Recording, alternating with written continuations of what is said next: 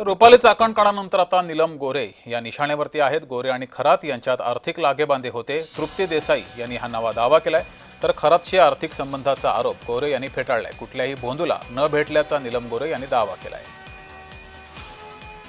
तर तृप्ती देसाई यांनी गोरेंवर काय गंभीर आरोप केलेत ते पाहूयात।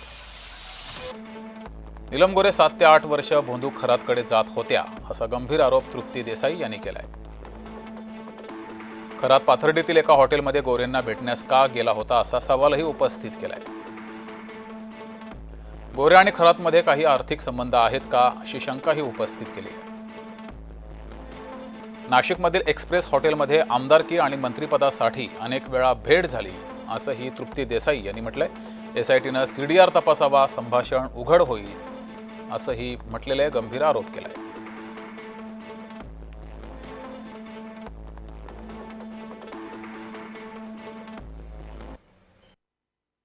मंत्रिपदासाठी आणि आमदारकीसाठी तिथं जात असत्या, तर त्या ऑलरेडी त्यांच्या ऑफिसला गेल्या होत्या।